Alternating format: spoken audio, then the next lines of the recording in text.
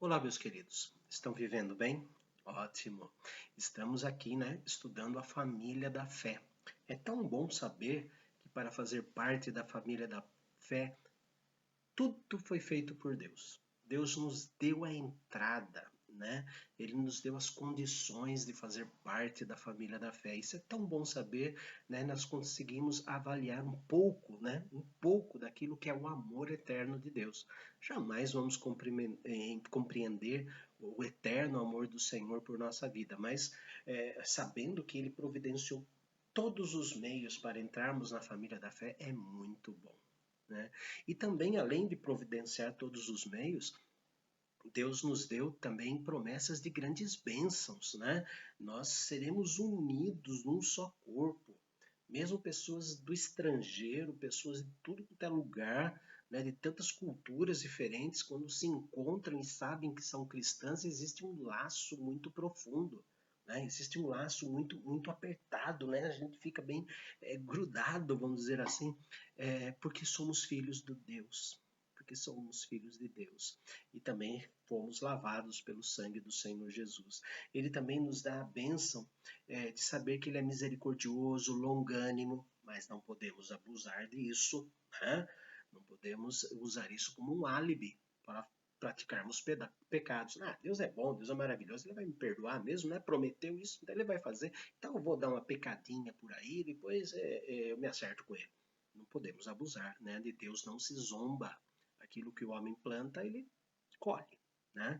Também vimos que Deus ele nos disciplina e a disciplina de Deus é uma prova do seu amor por nós. E vimos também, né, que ele nos leva à santidade, ele nos quer parecido com ele.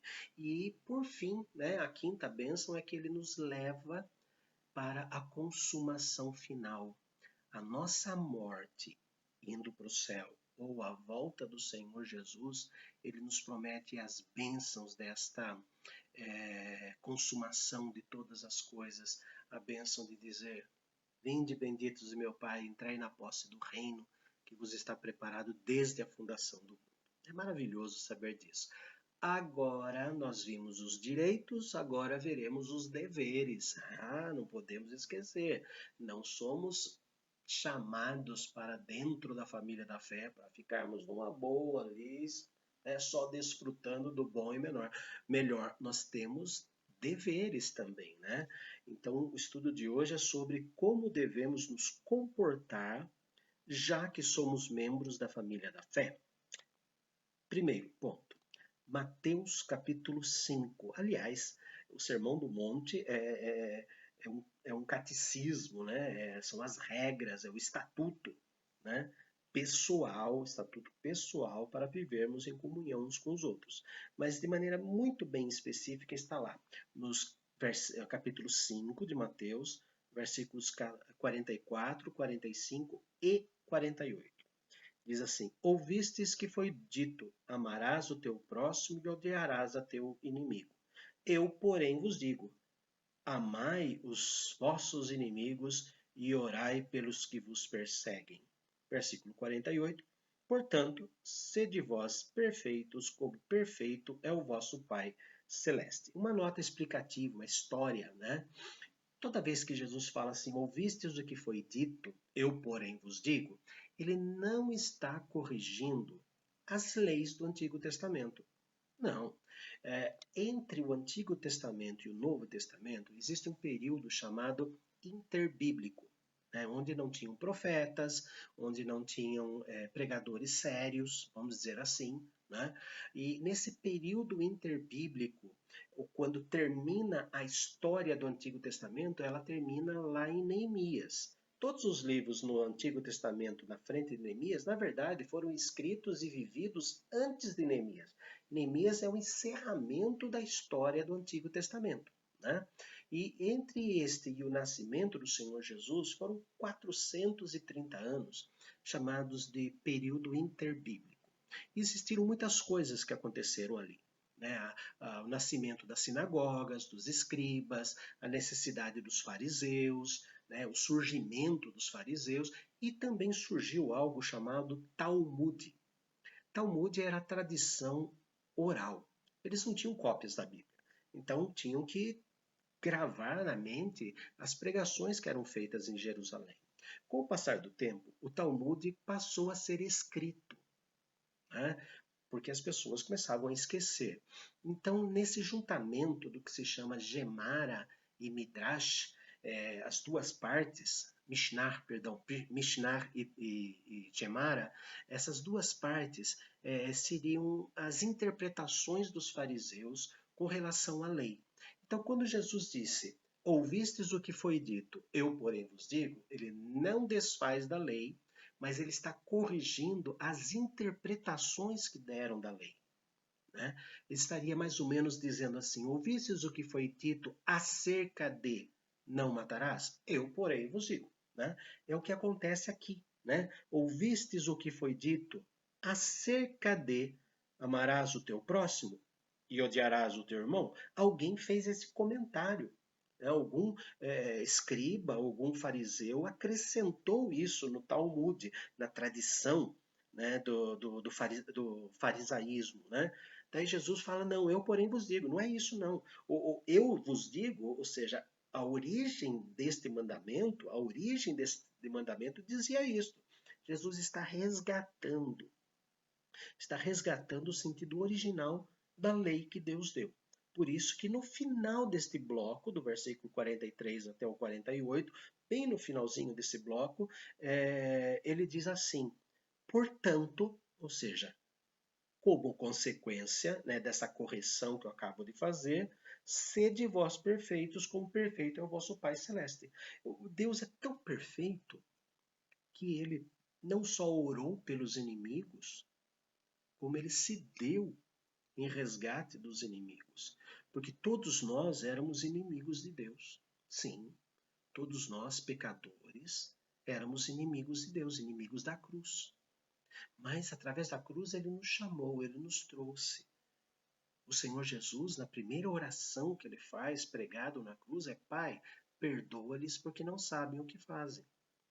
Então o nosso dever dentro da família da fé é orar pelos nossos inimigos, porque um dia eles serão nossos irmãos. Eu vejo muito isso, o exemplo de Estevão quando morre. Né? Ele repete ali na sua morte quase que duas frases da cruz, né? Quer dizer, ele repete as duas frases com algumas palavras um pouco diferentes, quando ele diz assim, Senhor, não lhes imputes este pecado. Ou seja, perdoa-lhes. Não lhes imputes esse pecado, não coloque esse pecado da minha morte, né, sobre eles. E depois diz, né, Senhor Jesus, nas tuas mãos entrego o meu espírito. E Deus ouviu a oração dele, que aquele moço que segurava as roupas e que se chamava Saulo, se transformou num grande apóstolo Paulo. Então nós vemos que o primeiro dever nosso dentro da família da fé é orar pelos nossos inimigos para que eles se transformem em irmãos. Ou seja, sermos parecidos com Deus. Toda pessoa é parecida com o pai ou com a mãe, ou é a perfeita mistura dos dois. Eu sou bem parecido com meu pai. Ou é a perfeita mistura dos dois. E nós temos que ter a aparência do nosso Pai Celestial. Ainda em Mateus, agora no capítulo 6, versículos 25 a 34, vai falar sobre a ansiedade da vida. Né? Mas eu vou resumir esse bloco para não ler tudo, né, e tomar o nosso tempo do vídeo, mas leia lá bem calmo, bem devagar, palavra por palavra, medite, mastigue essas palavras, mas lá do versículo 25 até o versículo 34 de Mateus capítulo 6, ele fala nessas ansiedades, ele fala assim, não andeis ansiosos de coisa alguma, porque Deus sabe, Deus cuida de nós. Nós temos que ter uma dependência filial, como se fôssemos crianças diante de Deus. Né? Deus nos trata, Deus cuida de nós como crianças ainda recém-nascidas. Por quê? Porque nós dependemos de Deus para nos alimentar, nós dependemos de Deus para nos limpar, nós dependemos de Deus para dormir bem de noite, nós dependemos de Deus para nos ensinar a andar, nós dependemos de Deus para ensinar a falar, nós dependemos de Deus para nos ensinar a pensar, nós dependemos de Deus, dependemos de Deus. Assim, nós somos tratados como crianças recém-nascidas que precisam aprender tudo. É por isso que a conversão nós chamamos de nascer de novo. Só que nós nascemos de novo com aqueles costumes do pecado antigo, da nossa vida antiga. Então Deus, ele vai nos limpando, ele prefere, ele quer que nós tenhamos dele uma dependência filial. E o primeiro versículo que lemos nessa série de Gálatas usa a expressão assim, Abba. A palavra Abba, Ab, é a palavra hebraica para pai. Agora, Abba é a palavra aramaica, que quer dizer paizinho. Isso, paizinho. É aquela total dependência de uma criança e que tudo é inho, paizinho, mãezinha, avôzinho, ou seja, uma criança de colo. Nós temos que ter essa dependência como uma criança de colo. E é isto que ele pede para nós, é isso que ele nos ensina. Terceiro momento, aqui ainda em Mateus capítulo 7, eu falei, né, que o Sermão do Monte é assim, do versículo 7 até o versículo 11, viver em espírito de oração. Pedi e dar-se-vos-á, buscai e achareis, batei e abrir-se-vos-á, pois todo o que pede recebe, todo o que busca encontra, e o que bate abrir-se-lhe-á. Ou qual dentre vós é o homem que, se porventura o filho lhe pedir pão, lhe dará pedra, ou se lhe pedir um peixe, lhe dará uma cobra? Ora, se vós que sois maus sabeis dar boas dádivas aos vossos filhos, quanto mais vosso Pai que está nos céus vos dará coisas aos que os pedirem, ou seja, vida de oração. Em quarto lugar, Mateus 5, versículo 14, estamos voltando lá, né? Viver uma vida de perdoadores. Mateus 6, 14. Porque se perdoardes aos homens as vossas ofensas, as suas ofensas, também vosso Pai celeste vos perdoará. Perdoar-nos uns aos outros. Perdão. Lucas capítulo 6. Lucas capítulo 6, versículos 35 e 36. Lucas 6, 35 e 36. Amai, porém, os vossos inimigos, fazei o bem e emprestai, sem esperar nenhuma paga, sem esperar, ou seja, não empreste, faça uma doação, né? Será grande o vosso galardão e sereis filhos do Altíssimo, pois ele é benigno até para com os ingratos e maus e maldosos. Sede misericordiosos, como também é misericordioso o vosso Pai. Misericórdia, espírito de misericórdia, espírito de compaixão. E por fim, Mateus capítulo 5. Rapidinho o estudo de hoje, né? Mas profundo. Mateus capítulo 5, versículo de número 16. Assim brilhe também a vossa luz diante dos homens, para que vejam as vossas boas obras e glorifiquem ao vosso Pai que está nos céus. A nossa prática do dia a dia.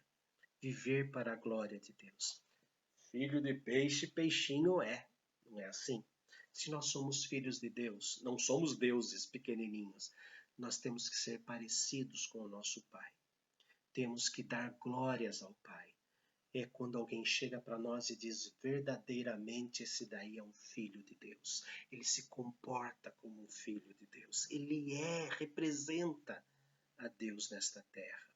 Temos que ser confundidos com o Senhor Jesus. Temos que precisam encontrar nas nossas ações as ações do próprio Deus. É bom fazer parte da família da fé. Então vamos orar por ela? Santo Deus, nós queremos agradecer muito porque o Senhor nos ama. Queremos agradecer muito porque o Senhor nos traz para a família da fé. Queremos agradecer muito a Deus, porque mesmo quando falhamos, o Senhor é misericordioso e cuida de nós. Agora, Senhor, cuida de todos os nossos irmãos em Cristo, que todos sejam agraciados com saúde, com perdão, com vida santa e todos tenham, Senhor, as bênçãos materiais, emocionais, espirituais, bênçãos físicas, que todos desfrutem, ó Deus, deste amor profundo. É o que nós oramos em nome e por amor de Cristo Jesus. Amém. Tenham todos um ótimo restante de dia. Que Deus abençoe ricamente a vida de cada um de vocês. E até a próxima. Até o próximo vídeo, a próxima pequena série sobre o nosso Deus. Como é o nosso amado Senhor. Deus abençoe.